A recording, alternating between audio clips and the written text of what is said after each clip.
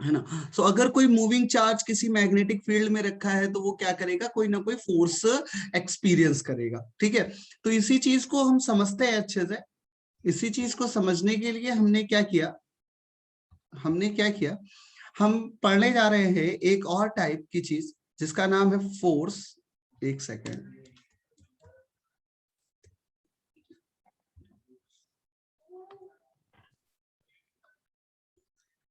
Force on current carrying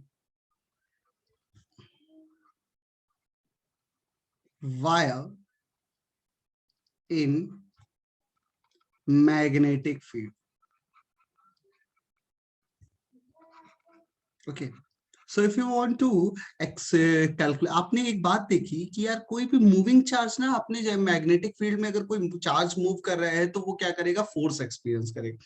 similarly अगर कोई current carrying conductor है या वायर है तो भी वो मैग्नेटिक फोर्स एक्सपीरियंस करता है। एग्जाम्पल के लिए अगर मैं बात करूं आपसे, मान लो आपने एक इनसाइड मैग्नेटिक फील्ड ले ली, ठीक है यार बच्चों, और एक इनसाइड मैग्नेटिक फील्ड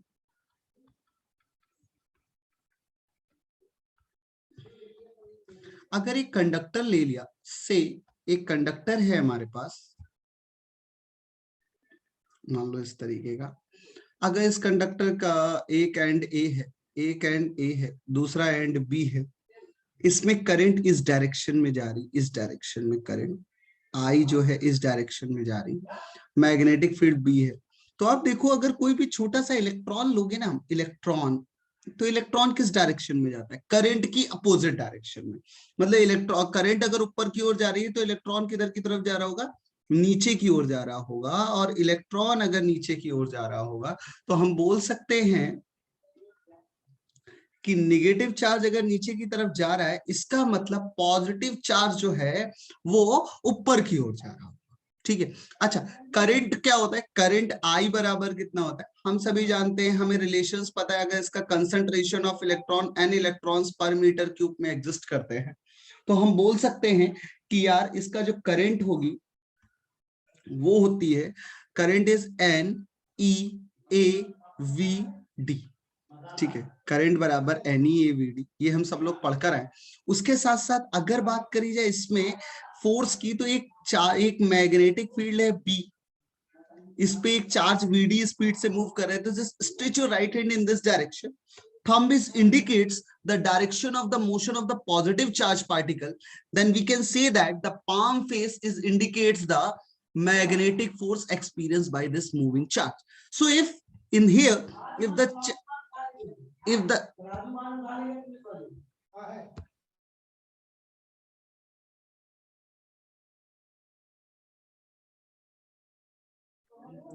बेटा एक मिनट रुकना जरा।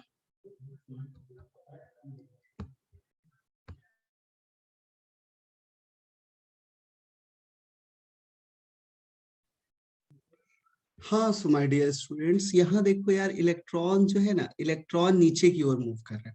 तो इलेक्ट्रॉन अगर नीचे की ओर मूव कर रहा है तो फोर्स की जो पॉजिटिव चार्ज होगा वो किधर की तरफ मूव करेगा, ऊपर की ओर मूव करेगा। सो आप अपने राइट हैंड को स्ट्रेच करो मैग्नेटिक फील्ड की डायरेक्शन में, थंब को इंडिकेट्स करो पॉजिटिव मोशन के, पॉजिटिव चार्ज इस डायरेक्शन में मूव कर रहा है। तो आप देखोगे जो पाम फेस है ना, जो पाम फेस है वो इस डायरेक्शन में अप्लाई हो रहा हो, है ना। और इस डायरेक्शन में हम बोलेंगे कि ये करंट कैरिंग कंडक्टर जो है, ये जो मैग्नेटिक फोर्स एक्सपीरियंस करता है ये भी इस डायरेक्शन में करेगा, टुवर्ड्स लेफ्ट। सो कितना करेगा, तो एक मोशन, एक चार्ज पार्टिकल कितना फोर्स एक्सपीरियंस करेगा, ईवीडीबी। तो टोटल अगर एन चार्ज है, N articles, N electrons per metre cube exist करते हैं, तो अगर इसकी लेंथ एल है बेटा, इसका area of cross section s metre square है, तो हम बोलेंगे total number of charge, total number of electrons in a conductor, how much, it is n is equal to n l s, या n l A या s, कुछ भी लिख सकते हो आप, एन एल एस।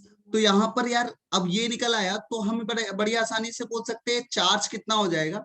सो क्यू बराबर हमें पढ़ाया जाता है एन ई, तो हम बड़ी आसानी से बोलेंगे it's n e l s. Now the force का फॉर्मूला हम लोग ने पढ़ा F बराबर q v B. Now we can say that n e l s v B. Now v B को वी डी लिख देते है ना, क्योंकि every electron are moving with speed v d. So now n e s v d is the current. यहां से magnetic force का formula कितना आ गया, I l B. So every current carrying wire experience a magnetic force in the region of magnetic field. ठीक है, कोई भी कितना फोर्स एक्सपीरियंस करता है तो आई एल बी एक्सपीरियंस करता है। अगर मान लो बच्चा ये डायरेक्शन ऑफ मैग्नेटिक फील्ड इस डायरेक्शन में, यूनिफॉर्म लेते हैं, अभी यूनिफॉर्म मैग्नेटिक फील्ड लेते हैं। अगर यूनिफॉर्म मैग्नेटिक फील्ड है बी और आपको एक इलेक्ट्रॉन, एक मान लो एक करंट कैरिंग कंडक्टर ऐसे रखा है, this a current carrying conductor and direction of the current in this direction.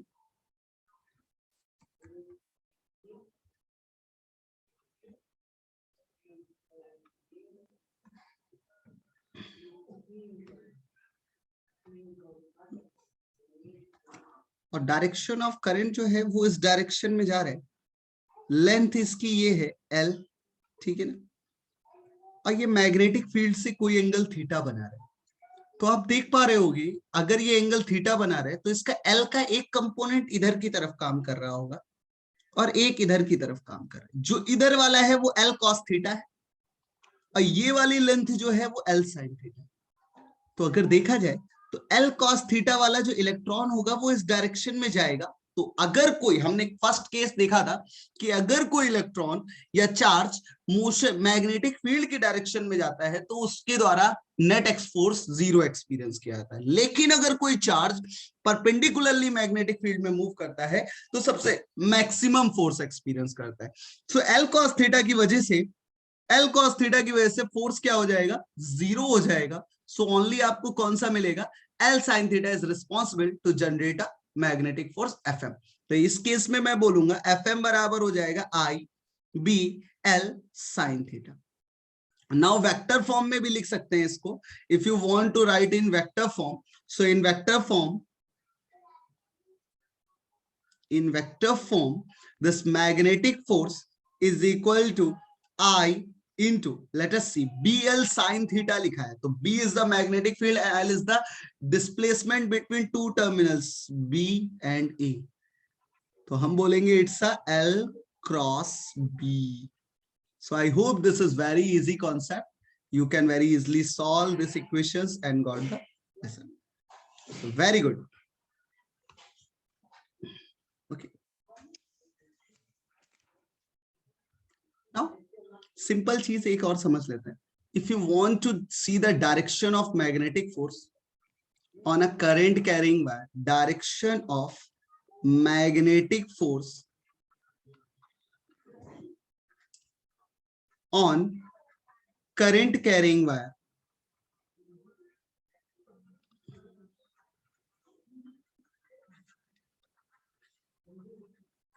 सो क्या यूज करते हैं, सुनिएगा। डायरेक्शन के लिए हमें यूज करना होता है राइट हैंड, फिर से मैं वही लिख रहा हूं, राइट हैंड पाम रूल।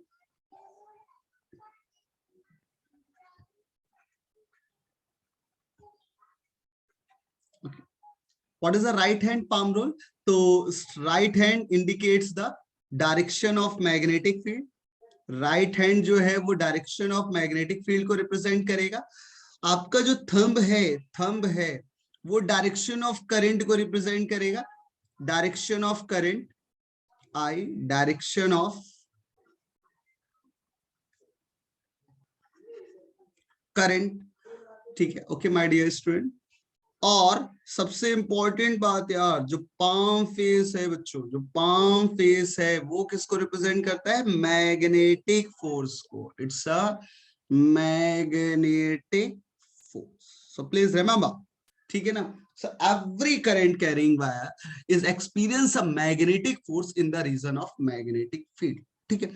यहां पर एक और आर्टिकल आता है, इसी के साथ इंट्रोड्यूस होता है कि अगर बच्चों मान लीजिए दो करंट कैरिंग वायर, एक केस देखिएगा, magnetic force between two parallel current carrying wire.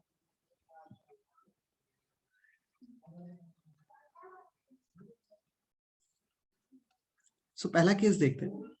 मैं आपको कुछ ऐसा समझाता हूं कि आप मान लो एक वायर ये और दूसरा वायर ये, this is figure A, this is the figure A, और एक इसी तरीके से एक वायर ये है और दूसरा वायर ये इनफाइनाइटली लॉन्ग वायर है, ठीक है ना, and these wires are parallel, तो this is the figure B, है ना। In both case they are separated at a distance d and d apart, ठीक। And now let us see the important thing is that if in this case the both wire experience the current in a same direction, I1 and I2, and in this case the both wire experience the current in the opposite direction, that is I1 and I2. Now let us see. Suppose you want to calculate the magnetic force. So we know very well that every current carrying wire produces a magnetic field in its surrounding. So हर तरीके का current carrying wire अपने चारों ओर एक तरीके की magnetic field generate करता है, ये हम अच्छा से जानते हैं।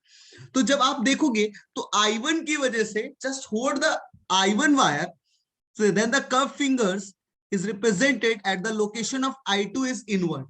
So we can say that the magnetic field at the location of I2 is inward direction.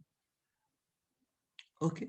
Similarly, अगर आप I2 की वजह से मैग्नेटिक फील्ड देखते हो, I2 की वजह से अगर बच्चा आप मैग्नेटिक फील्ड देखोगे I1 की लोकेशन पर, तो आप फिर से देखिए अपनी होल्डिंग, मतलब इसको होल्ड करिए इस वायर को, और कर्व फिंगर्स आप देखोगे तो आउट ऑफ द पेज आएगा। अगर curve finger out of the page आता है, दैट मींस दैट्स व्हाई यहाँ पर जो मैग्नेटिक फील्ड है, यहाँ पर जो मैग्नेटिक फील्ड है वो आउट ऑफ द पेज होगा। Now, using a right hand palm rule, what is the meaning of right hand palm rule? Just stretch your right hand in the direction of magnetic field. I want to discuss at the location of I2. So stretch your right hand in the direction of magnetic field, and the thumb is indicates the direction of current. Then let us see the palm face indicates the direction of magnetic force. So here the magnetic force is acting towards left. Similarly for I1, just stretch your right hand from out of the page and thumb is indicates upward. Then let us see the magnetic force is experienced towards right. So here the both forces are in attractive nature. So when the both wires carrying a same direction current, then they are attractive, ठीक है ना। तो हम पे बोल सकते हैं अगर करंट की डायरेक्शन सेम होगा तो कैसा फोर्स लगेगा, अट्रैक्टिव नेचर का फोर्स लगेगा, अट्रैक्टिव नेचर का फोर्स लगेगा, ठीक है ना। ये याद रखिएगा please. I humble request to all of you, remember all points. जो आपको पॉइंट्स पढ़ाए जा रहे हैं ना क्लास में, वो सारे पॉइंट्स आपको याद रखो। Now let us see this case.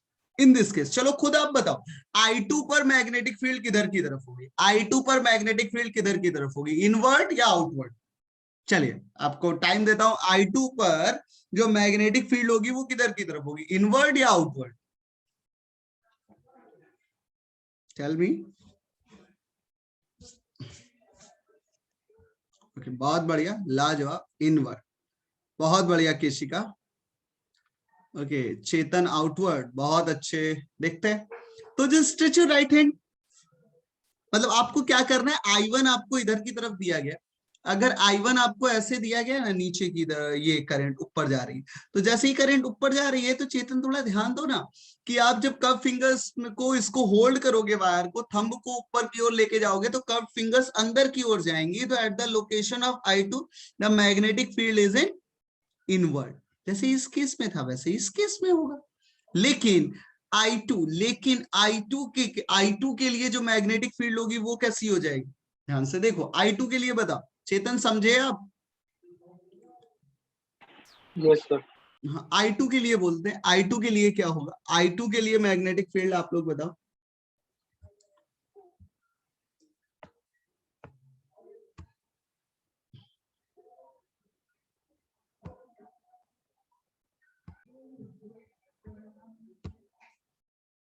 बहुत बढ़िया, बहुत बढ़िया केशिका, इस बार भी केशिका ने ही जवाब दिया है। सो I2 के लिए आप जब थंब को इंडिकेट्स करोगे डाउनवर्ड डायरेक्शन में, the cup fingers is also going inward, ठीक है ना। सो आप देखो, now using again right hand palm rule for I1 and I2।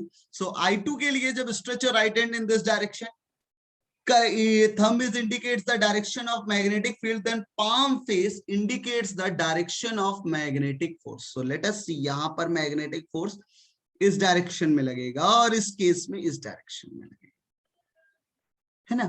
तो अब देखो, अगर दोनों वायर्स अपोजिट डायरेक्शन में करंट फील करते हैं, दोनों वायर्स अपोजिट डायरेक्शन में करंट फील करते हैं, तो हम बोल सकते हैं कि इनके बीच में जो फोर्स लगेगा वो रिपल्सिव नेचर का फोर्स लगेगा। So here then here the force is repulsive nature force.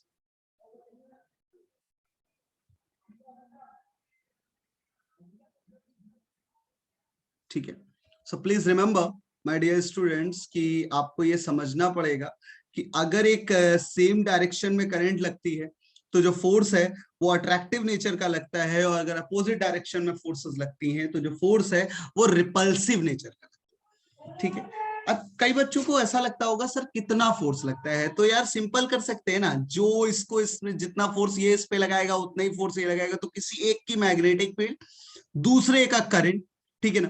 तो let us see, magnetic field, magnetic field, magnetic field at the location of, at the location of I2 due to I1 current. So I know very well कि यार एक current क्या, एक infinite long wire अगर current carrying करे होता है तो डी डिस्टेंस पे जो मैग्नेटिक फील्ड देता है वो कितनी देता है, तो this is mu naught I1 upon 2 pi D. Now अगर आप मान लो बेटा इसकी एल लेंथ कंसीडर कर लेते हो, एल लेंथ, एल लेंथ, ठीक है ना। तो force experience, force experience by current carrying wire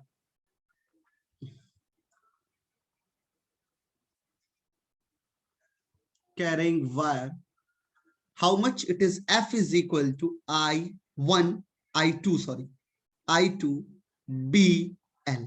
So now put the value of I1 and I2 and got the result. So this is F is equal to mu naught I1 I2 upon 2 pi D into BL. So now the force per unit length is what?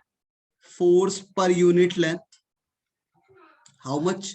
It is F by T, F by L. That is called mu naught I1 I2 upon 2 by D. It is a very very important formula. बहुत ज्यादा important formula है भाई साहब, किसी भी state board competition के लिए बहुत important formula। और इसको एक नाम और दिया गया, इसको एक और नाम दिया गया, this is Ampere's definition, Ampere's law, ठीक है। उन्होंने क्या बोला, अगर कोई 1 ampere current carrying wires, 1 ampere current carrying wires 1 metre की दूरी पर रखे जाते हैं तो उनपे जो फोर्स है वो कितना लगता है, force mu naught upon 2 pi के बराबर, ठीक है ना। उन्होंने क्या बोला, 1 ampere current carrying wire 1 metre के डिस्टेंस पे अगर रखे जाते हैं तो उनपे जो फोर्स पर यूनिट लेंथ उन दोनों वायर्स पे लगता है वो म्यू नॉट अपॉन 2 पाई के बराबर, और जो कि उन्होंने प्रूफ किया। तो इसलिए इसको एम्पियर डेफिनेशन, 1 एम्पियर की डेफिनेशन भी बोलते हैं, this is also called the definition of 1 ampere. So ऐसे भी बोल सकते हैं, how much this is represented definition of 1 ampere. Okay, now let us see the one important case, है ना, force experience by current carrying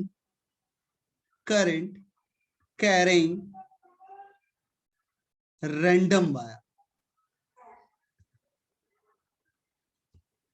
अभी तक आप देख रहे थे एक बढ़िया सा स्ट्रेट वायर आपको मिल गया, आपने धड़ से फोर्स कितना निकाल दिया आईपीएल। लेकिन अगर मान लो बच्चा तुम्हारे केस में मैं आपको एक ऐसा वायर दे दूं जो जिसका शेप अलग, जैसे कि अगर मैं बात करूं यहां पर बना लेते हैं, अगर मान लो ये मैग्नेटिक फील्ड है इस डायरेक्शन में, ठीक है बच्चों, अगर मैग्नेटिक फील्ड इस डायरेक्शन में है तो हम एक काम करते हैं, आपको एक शेप ले लिया गया ऐसे, ये ए और बी है, ए और बी ये दो टर्मिनल से करंट की डायरेक्शन इस डायरेक्शन में जा रही है, और ये इन दोनों बीच के टर्मिनल्स की जो दूरी है वो एल है, इन दोनों के बीच के टर्मिनल की जो डिस्टेंस है वो एल है, मतलब the line joining between two terminals is called l, ठीक है। Now we want to calculate a magnetic force, तो मैं आपको सिंपल एक बात समझाना चाह रहा हूं कि आप एक क्या कर सकते हो, एक ये वाली एक्सिस ले सकते हो, दिस इज एक्स एक्सिस, और इसके परपेंडिकुलरली एक एक्सिस ले लोगे वाई, ठीक है ना। अब देखो यार ये दूरी अगर L है ना तो आपको कुछ भी नहीं करना, आपको कुछ भी नहीं करना, डायरेक्ट लिख के आना है मैग्नेटिक फोर्स कितना एक्सपीरियंस करेगा, आईबीएल बस, और कुछ नहीं, दिमाग खत्म, बस आईबीएल बता के एल मतलब यहां पर क्या है, here L is the distance between, L is the displacement of a displacement of two terminals of a conductor, two terminals of conductors, और कुछ नहीं याद रखना, बस दो टर्मिनल्स के बीच का डिस्प्लेसमेंट देखना है। डिस्प्लेसमेंट क्या होता है, it is the minimum distance between initial to final position. इसी तरीके से क्या है, इनिशियल टर्मिनल से फाइनल टर्मिनल के बीच में करंट किसी भी डायरेक्शन में जाए मुझे कोई मतलब नहीं है, हमें उसका डिस्प्लेसमेंट चेक करना होता है, और हम डिस्प्लेसमेंट देखकर with in a second answer निकाल सकते हैं, ठीक है। सो this is a very helpful actually.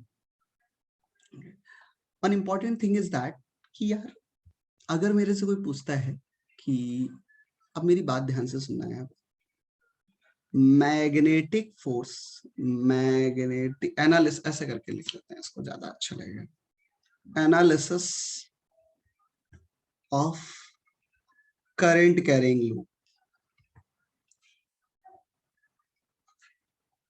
In uniform magnetic field.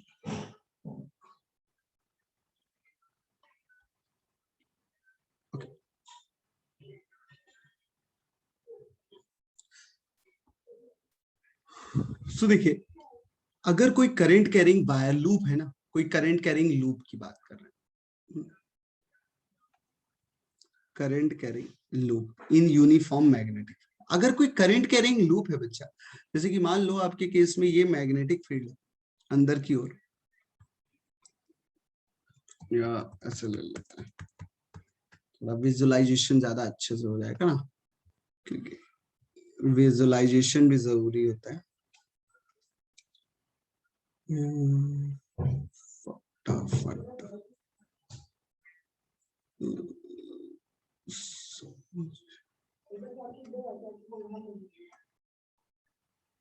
और बताओ तुम लोग कैसे चल रहे हो, बढ़िया, पढ़ाई लिखाई सब, कल का पेपर कैसा होगा, हाँ नहीं बताओगे, क्या यार बहुत नाराज रहते हो हमसे यार तुम लोग।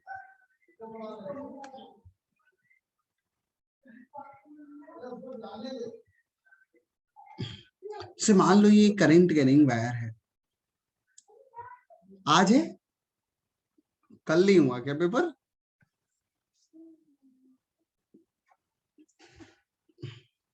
सर हमारा पेपर आज है, okay okay okay okay okay, चलिए कोई नहीं।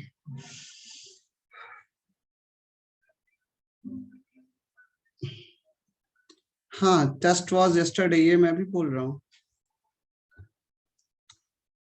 कोई नहीं, अपन का काम है पढ़ाना, अब पढ़ो, ए बी सी और डी, ये पॉइंट्स है, ठीक है।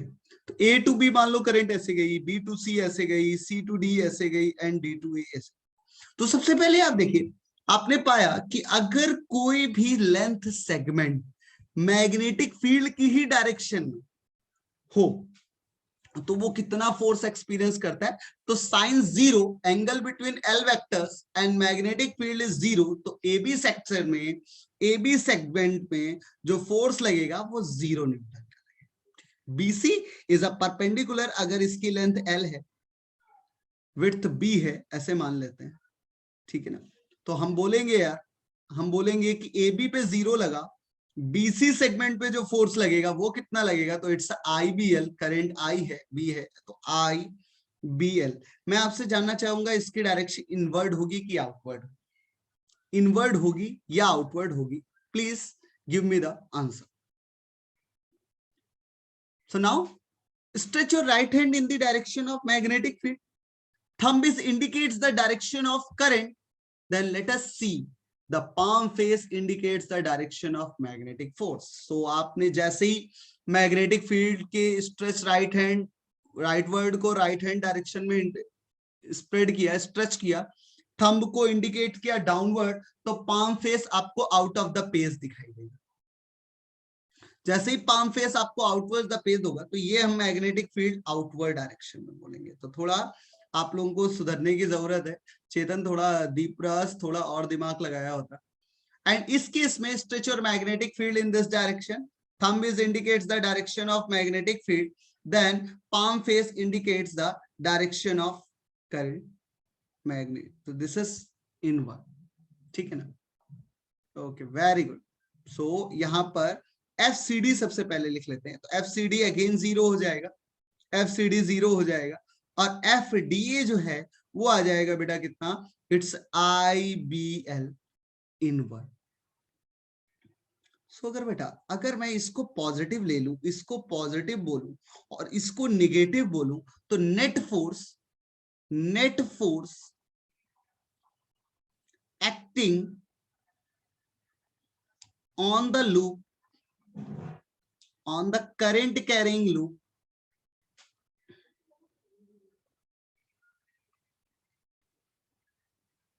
is B is equal to, that is 0 plus IBL plus 0 minus IBL, that should be equal to, this should be equal to 0. One important situation is that, listen very carefully, listen very carefully.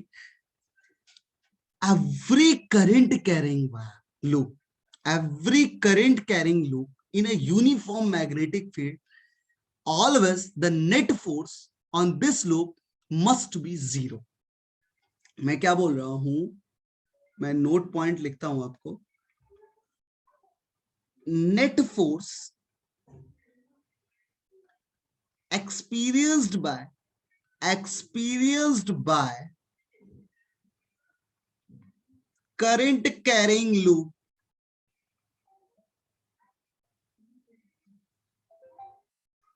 in uniform magnetic field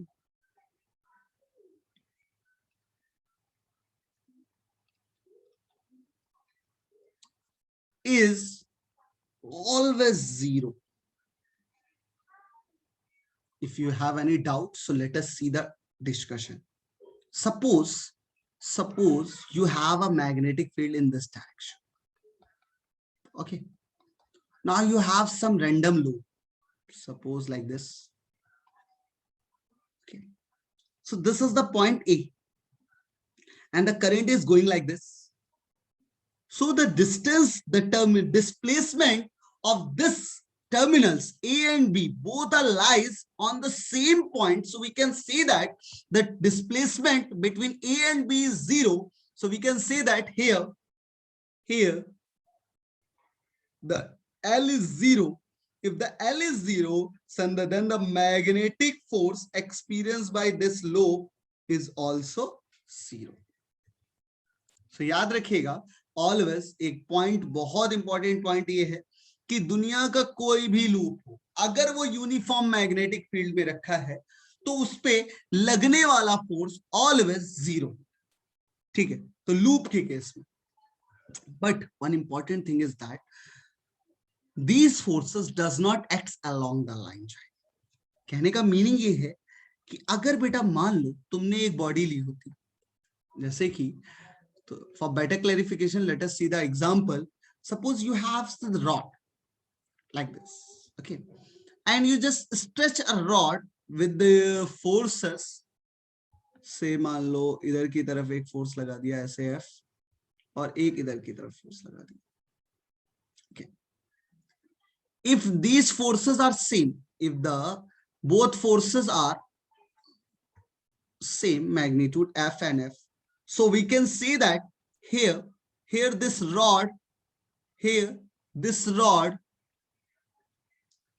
is in translational equilibrium. Why translational equilibrium? Because the net force is zero. Translational equilibrium because net force is zero. Okay. Now, no. And the rod, this rod is also in rotational equilibrium. Why the rotational equilibrium is exist? Because the net torque is also zero. It is a rigid body, na? So if the body is rigid, if not like a point object, so हमें दोनों चीज देखना पड़ता है. हमें क्या क्या देखना पड़ता है? हमें ट्रांसलेशनल इक्विलिब्रियम भी देखना पड़ता है और रोटेशनल इक्विलिब्रियम देखना. In this case, the both forces are acts along the line joint. Suppose, but suppose we have a different same object, we have the same object, but these forces, जो ये forces आप देख रहे हैं ना, ये जो आपके forces लगे हैं, अगर ये forces मान लीजिए एक फोर्स इस डायरेक्शन में लग रहा होता, एक फोर्स बच्चा इस डायरेक्शन में लग रहा होता और एक फोर्स इस डायरेक्शन में लग रहा होता. Okay.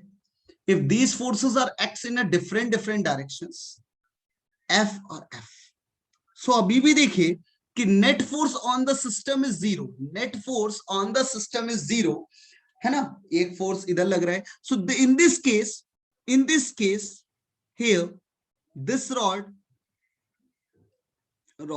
is in translational equilibrium.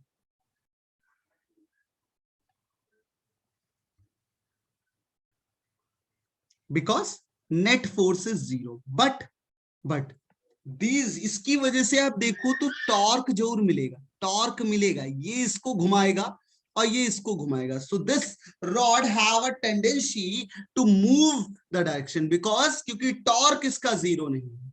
So मैं बोल सकता हूं and this rod is not in rotational equilibrium because net torque does not equal to zero, and it is in the counterclockwise sense, and net torque is in counterclockwise direction.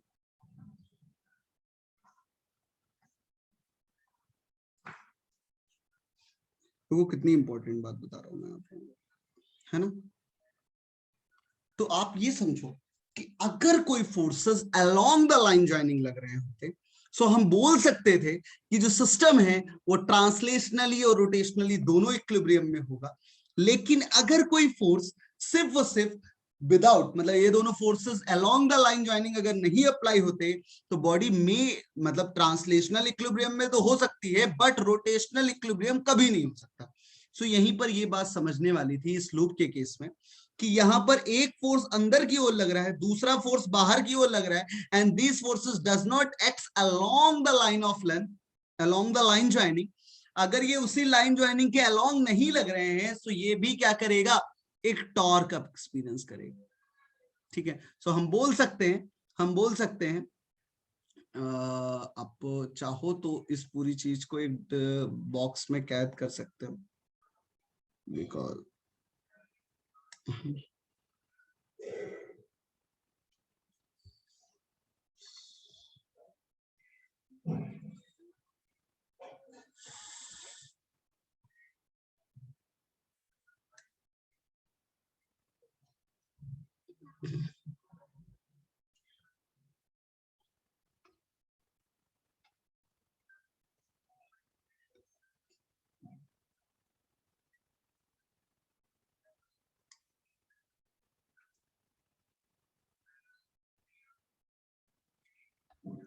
है ना। चलिए अब आते हैं। So here in case of current carrying loop, in case of current carrying loop,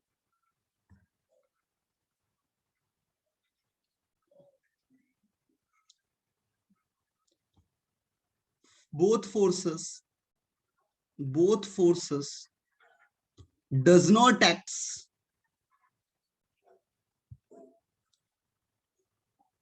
along the line joining, does not act along the line joining. Due to this reason, it experience a couple. Due to this reason, it experience a couple. तो मैं लिख सकता हूं due to this reason,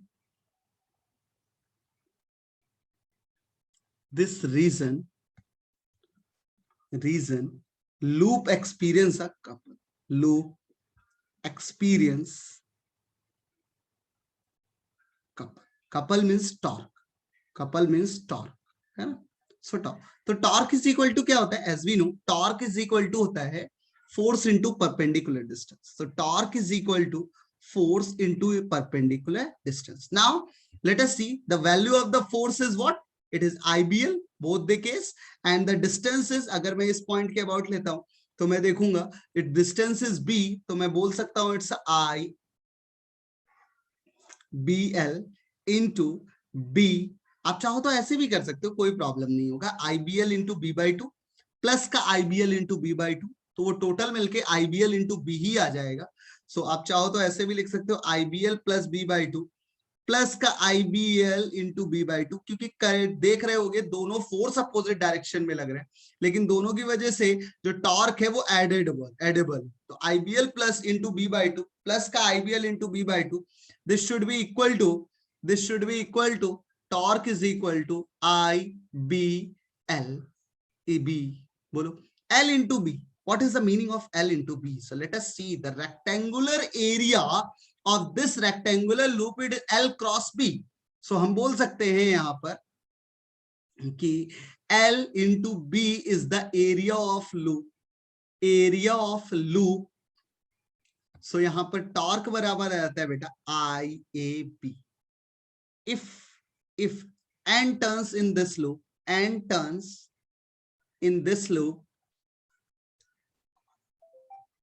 so देखो यार torque कितना हो जाता है, NIAP हो जाता है. अब ये तो एक फॉर्म बन गई. शायद कुछ बच्चे सेटिस्फाइड नहीं होंगे, कुछ को लग रहा होगा कि सौरभ सर गलत बता रहा है. ठीक है ना. तो देखिएगा n बराबर tau is equal to NIAB होता है. यहाँ पर NIA को मैग्नेटिक डाइपोल मोमेंट होता है. NIA is called a magnetic dipole moment. इसको क्या बोलते हैं? Magnetic dipole moment. Okay, now this is a magnetic dipole moment and it is a vector. अब देखो कुछ पॉइंट्स बता रहा हूं मैग्नेटिक डाइपोल मोमेंट के. क्या क्या? it is vector quantity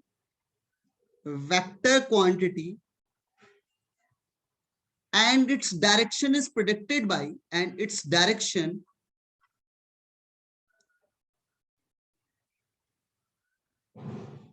is predicted by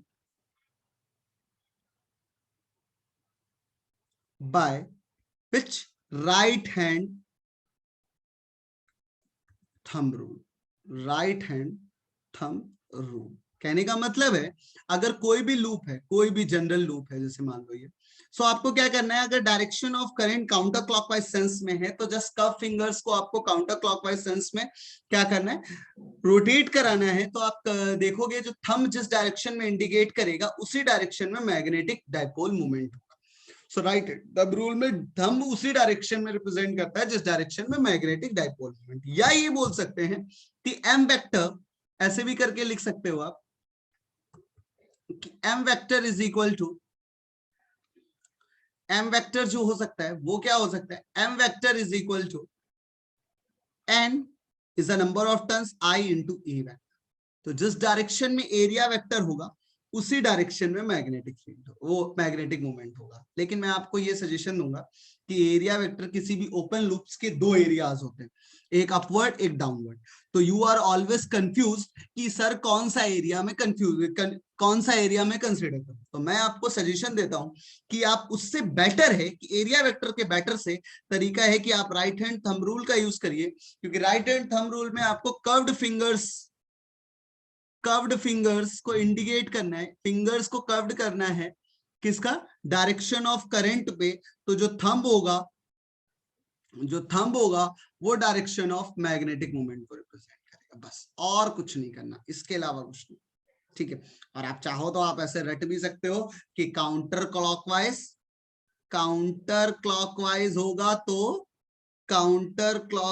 होगा तो हम क्या करेंगे, थंब इंडिकेट्स करेगा अपवर्ड, तो मैग्नेटिक मूवमेंट अपवर्ड। और अगर करंट की डायरेक्शन क्लॉकवाइज सेंस में होगी, क्लॉकवाइज, ये करंट लिख लेना यार, तुम लोग पता नहीं क्या पढ़ लो, क्लॉकवाइज करंट होगा तो क्लॉकवाइज करंट में ये इनवर्ड डायरेक्शन में होगा।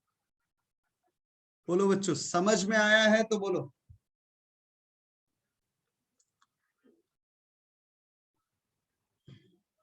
हमने बड़ी आसानी से यहाँ पर मैग्नेटिक फील्ड जो है MB लगा दिया। अब जरा ध्यान से मेरी बात सुनिए, अगर मैं आपको ये बोलूं कि यार अगर if loop makes an angle theta, makes an angle theta with magnetic field के साथ अगर थीटा एंगल बनाता है,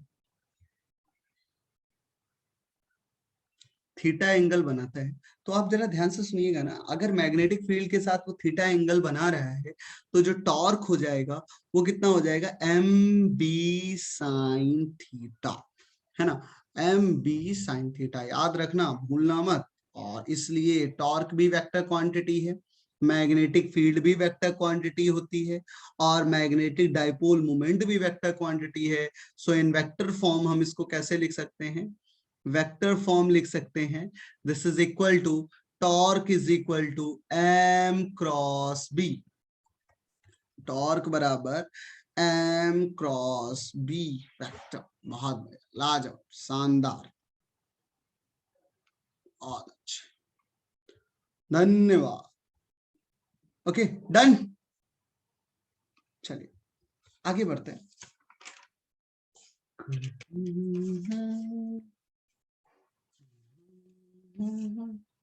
ठीक है, अच्छा अब जरा ध्यान से सुनिएगा, मैं आपको बताता हूं इक्विलिब्रियम का मीनिंग। अभी एनालिसिस चल रहा है अपना, तो इक्विलिब्रियम का मीनिंग ये होता है, अगर कोई भी बॉडी या सिस्टम इक्विलिब्रियम में होना चाहिए तो दोनों केस होना चाहिए। दोनों केस का मतलब क्या होता है कि एफ नेट भी उसका 0 होना चाहिए और एंड टॉर्क भी 0 होना चाहिए, तो बॉडी इक्विलिब्रियम में। So if the system is set in equilibrium, then we can say that the net force on the body is 0 and the net torque on the body is also 0. First important thing is that. यहां से दो type के आपके equilibriums आते हैं, एक आपके पास आता है स्टेबल इक्विलिब्रियम,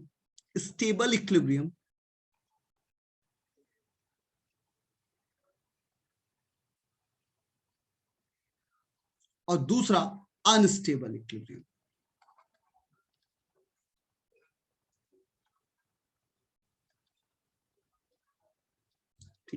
तो कई बार क्वेश्चन पूछा गया है कि कब अगर लूप है, मैग्नेटिक लूप है, तो उसको कैसा रखा जाए कि जिससे वो स्टेबल और अनस्टेबल इक्विलिब्रियम दे। ठीक है, तो जरा ध्यान से सुनिएगा, सबसे पहला केस मैं आपको समझाना चाह रहा हूं। अभी मैं ऐसे करके आपको एग्जांपल दूंगा। मान लीजिए ये magnetic field invert the loop है, इन्वर्ट द लूप, इसमें भी magnetic field invert the loop ले लेते हैं। In both cases, the magnetic field is invert the loop. Okay, and the loop ले लो अब, so, इस केस में लूप इधर ऐसे, इसमें भी यही सेम लेंथ, सेम सब कुछ, सेम विड्थ, बस डायरेक्शन ऑफ करंट को रिवर्स कर दिया गया। एक में हम direction of current clockwise sense में ले रहे हैं, और दूसरे में direction of current clockwise sense की जगह काउंटर क्लॉकवाइज सेंस में ले रहे हैं, ठीक है। अच्छा, सो आप देखो ओवरऑल यहां इस केस की अगर बात करी जाए, अगर इस केस में देखते हो तो मैग्नेटिक फील्ड और मैग्नेटिक डाइपोल मोमेंट, आप देखो मैंने अभी आपको समझाया, अगर करंट क्लॉकवाइज सेंस में होती है तो magnetic dipole moment inward direction में होगा, magnetic dipole moment inward direction में होगा, और अगर करंट काउंटर क्लॉकवाइज सेंस में होती है तो magnetic moment outward the plane होगा, ठीक है। ओवरऑल यहां देखा जाए इस केस में तो मैग्नेटिक डाइपोल मोमेंट भी अंदर की ओर है, मैग्नेटिक डाइपोल मोमेंट भी अंदर की ओर है, और मैग्नेटिक फील्ड भी अंदर की ओर है, that is angle between magnetic field and magnetic for dipole moment is 0 degree.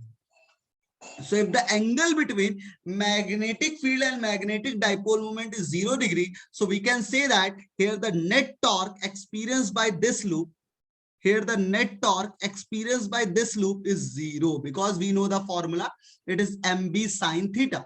So sin theta is 0, so we can say that the magnetic field sin theta is 0, so 0 into something is 0.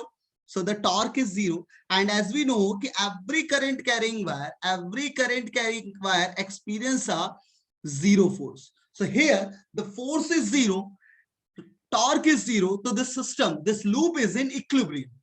Equilibrium means that is rotational and translational both, but it is stable or unstable. So let us check. If एक काम करते हैं, आपको ऐसे समझाते हैं तो ज्यादा अच्छे समझ में आएगा। आपको एक बात पढ़ा होगा कि आप लोगों ने कि सर एक इलेक्ट्रिक फील्ड में अगर कोई डाइपोल ऐसे रखा है थीटा एंगल, इलेक्ट्रिक डाइपोल की बात करते हैं, तो इसकी इंटरेक्शन एनर्जी होती थी, कितनी होती थी, माइनस का पी कॉस थीटा। सबको याद होगा, बोलो भाई याद है कि नहीं याद? अगर ये याद है तो हमारे लिए ज्यादा आसान है, नहीं याद है तो याद कर लो, ठीक है। माइनस का पी कॉस थीटा, बहुत बढ़िया, लाजवाब, बहुत अच्छे लाजवाब, पी कॉस थीटा। सिमिलरली ये डाइपोल मोमेंट है, अगर ये इलेक्ट्रिक डाइपोल मोमेंट है, पी क्या है, इलेक्ट्रिक डाइपोल मोमेंट। इसी तरीके से ये क्या है, magnetic dipole moment. So magnetic dipole moment और मैग्नेटिक फील्ड अगर रखे हैं तो इंट्रैक्शन एनर्जी कितनी हो जाएगी, माइनस का एम बी कॉस थीटा हो जाएगा, और कुछ नहीं करना, क्या हो जाएगा, माइनस का एम बी कॉस थीटा, ठीक है यार बच्चों। So this is the minus M B cos theta, so you can very easily solve. अब जरा ध्यान से सुनो, एज वी नो, तो मैं क्या बोल रहा था, आप देखो यार थीटा 0 है, इंट्रैक्शन एनर्जी क्या हो जाएगी, आपको डायरेक्ट में पढ़ा रहा हूं, इंट्रैक्शन एनर्जी जो होती है, interaction energy of magnetic dipole moment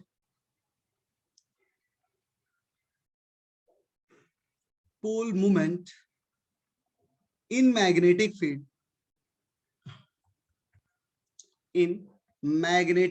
is u is equal to minus mb cos theta. सो भैया इधर थीटा जो है वो 0 डिग्री, सो इंट्रैक्शन एनर्जी कितनी आ जाएगी, minus M B, that is called minimum. अच्छा मैं एक बात और आपको समझाता हूं यहाँ, अगर किसी भी सिस्टम, कैसा भी सिस्टम ले, अगर उस सिस्टम की इंट्रैक्शन एनर्जी मिनिमम है, इंट्रैक्शन मतलब पोटेंशियल एनर्जी, तो बिल्कुल आंख बंद करके सीधे बोल देना कि ये स्टेबल इक्विलिब्रियम है। अगर किसी भी पॉइंट पर, उस पॉइंट पे उस सिस्टम की पोटेंशियल एनर्जी 0 है तो वो सिस्टम स्टेबल इक्विलिब्रियम में होगा। Let us see in this case, that is यहां पर थीटा कितना होगा, तो जैसे ही आप देखोगे काउंटर क्लॉकवाइज सेंस में करंट है तो magnetic moment out of the page होगा, और magnetic field invert the page है, तो आप बोलोगे कि सर इसकी जो थीटा होगा वो 180 डिग्री होगा। अगर बच्चों थीटा 180 डिग्री होगा सो टॉर्क कितना हो जाएगा, तो साइन 180 भी 0 होता है, और 0 into something is 0, so sine 0 is 0, और तो 0 से समथिंग करने पर टॉर्क भी 0 आ गया और नेट फोर्स भी 0 होगा। सो ऐसा सिस्टम जिसका नेट फोर्स भी 0 हो, नेट टॉर्क भी 0 हो, वो सिस्टम इक्विलिब्रियम में होता है। अब भैया स्टेबल है कि अनस्टेबल, तो हम चेक करेंगे पोटेंशियल एनर्जी। तो minus M B cos 180, cos 180 is -1, minus minus मिलके positive M B, positive M B का मतलब हुआ, पॉजिटिव एम बी का मतलब हुआ ये पोटेंशियल एनर्जी मैक्सिमम दे रहा है।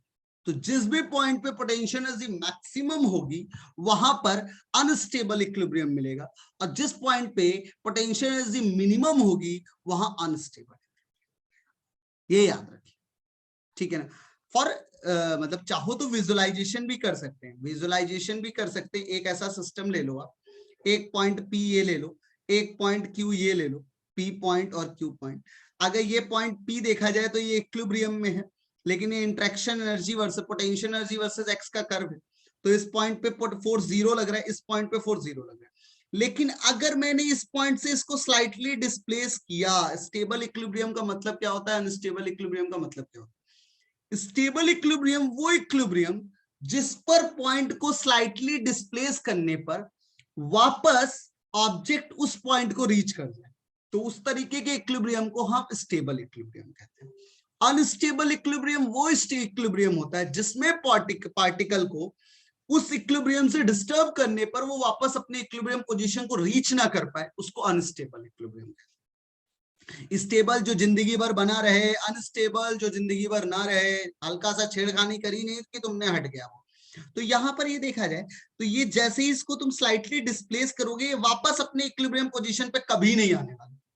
So this in this case the this is unstable equilibrium. लेकिन इस केस में अगर तुमने स्लाइटली डिस्प्लेस किया आइदर इन दिस डायरेक्शन और इन दिस डायरेक्शन, किसी भी डायरेक्शन में करो ये वापस आ जाएगा, वापस आ जाएगा, तो हम बोलेंगे ये कैसा होगा, स्टेबल इक्विलिब्रियम।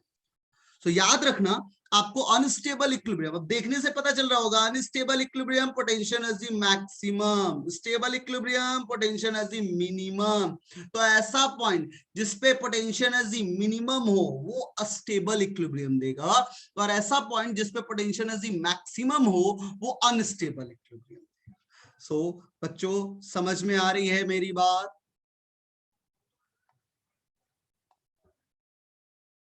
हाँ या ना तो बोल दो।